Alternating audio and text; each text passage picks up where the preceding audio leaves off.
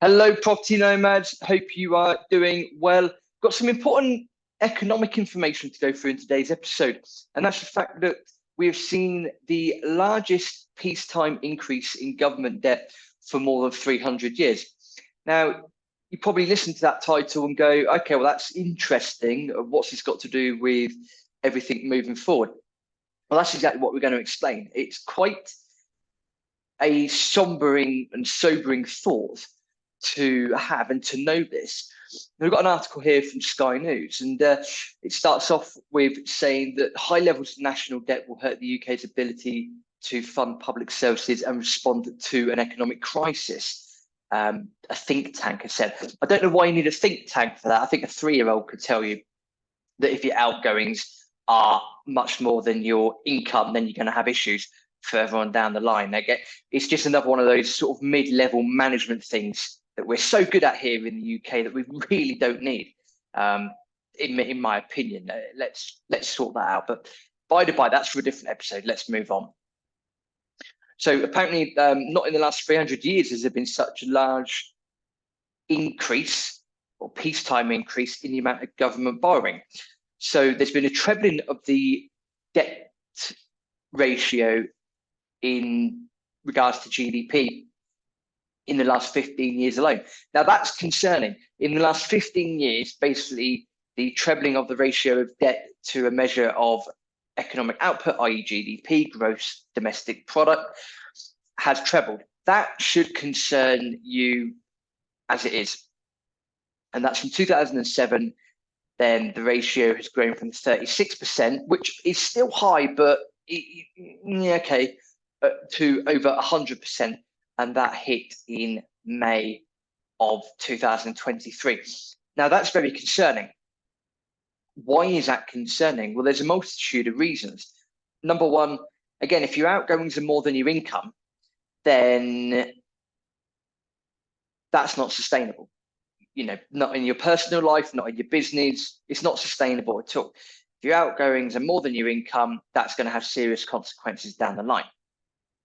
And the article goes on to say that the knock-on effect is difficulty in funding services and increasing spending in the event of potential future economic crises. And also that the debt ratio will rise further.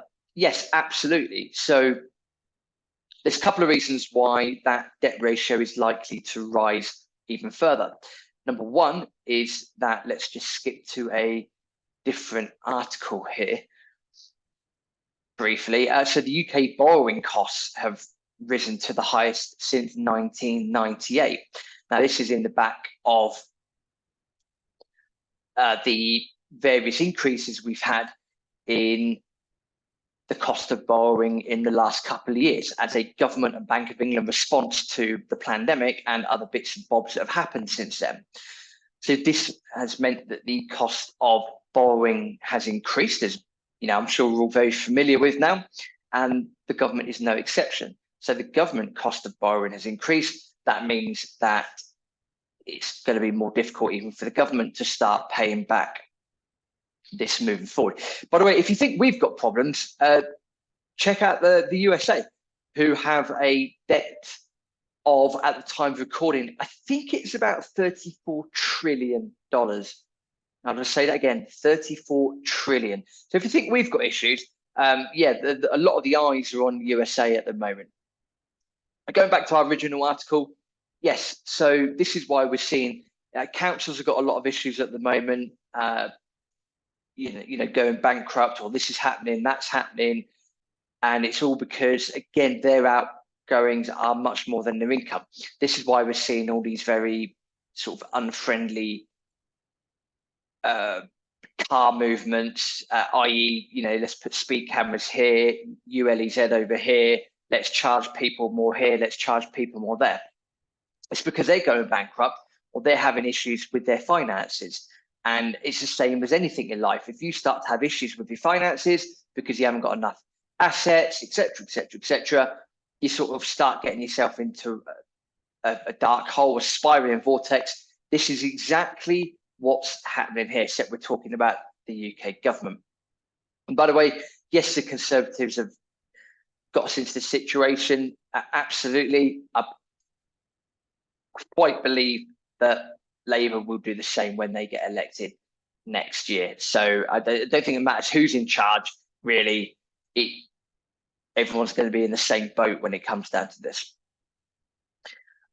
So the article does go on and continue. It does say that the forecast is that the ratio will be about 140% of GDP over the next 50 years if current market expectations are correct, i.e. that the UK continues to have high interest rates in the longer term. Yeah, we probably will have higher interest rates for a while, but again, that doesn't mean that government cannot reduce the debt to GDP. Yeah, no, it's perfectly plausible to do. You just need a bit of radical thinking to an extent, and you also need to simplify things. For example, you could simplify the tax code. You could get rid of a lot of middle management crap. You could get rid of a lot of fancy projects that have been earmarked. And again, this isn't the episode for that, but this isn't impossible. Just because we're on this slippery slope doesn't mean we have to continue on it. We can get off of it as well. But this is where you have issues with politics and voting. You know, it doesn't match up, trust me. Going back to the article, so yeah, in a nutshell, this report believes that the Bank of England base rate will remain above 5% to the end of December 2024. Yeah, it's possible. At the time of recording this, it's 5.25%, which is absolutely fine.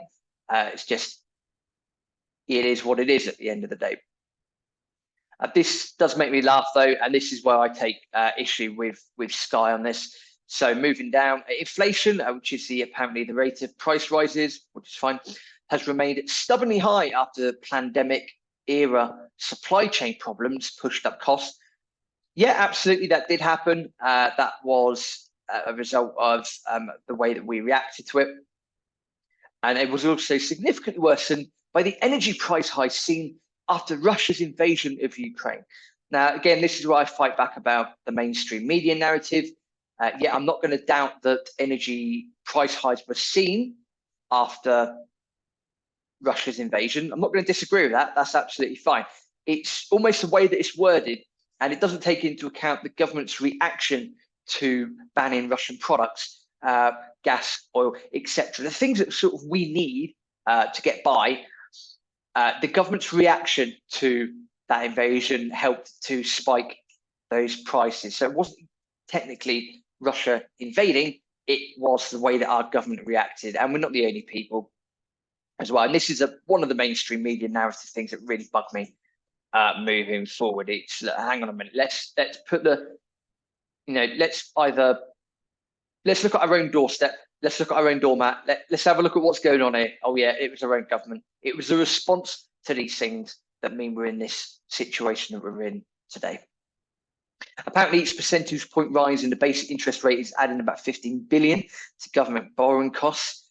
And of course, that goes back to that slippery slope. It just continues to spiral out of control. And if you don't have enough income coming in to pay for your expenditure, then again, it doesn't matter if you're government, it doesn't matter if it's you or me, it doesn't matter if it's your business. That's just not healthy moving forward any way, shape or form. What also isn't helping is that reducing state debt does have a political significance. Yet again, we understand that. Sunak made it one of his 5 priorities, but again, because it's election year coming up, etc., all that's probably been watered down. And the article does finish off by saying 2 forms of state support were poorly targeted. So there was a lot of grants going out to self-employed workers after the pandemic, and issues with household energy bills and energy supports and that sort of stuff. Again, government sort of dug themselves into a hole there with how they reacted. But the point is that supposedly the overall cost of these helping schemes could have been reduced by 35 billion, supposedly. Monetary policy should be changed, with the target rate of inflation brought up from 2% to 3%. So that is the end of that article. So we'll see what happens there. Yeah, in a nutshell, it's not good news that the level of debt has increased. And if it continues to increase, then that's going to be no bueno for everyone involved. And we're wondering why, mainstream media is wondering why inflation is sticky. And again, it's how government responding, what's going on here. Yes, we can certainly put the blame at the feet of the Tories in the last 10 to 15 years. I don't think Labour are going to be any better. The point being that we're on that slippery slope, and once you start on that slippery slope, things can get a hell of a lot worse. So inflation is not going to go away anytime soon. Government debt's not going to go away anytime soon. It can be worked on.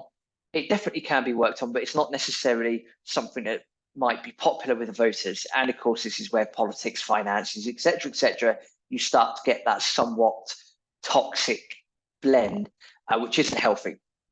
So watch this space. Try not to get under the illusion that this is all going to be sorted out anytime soon.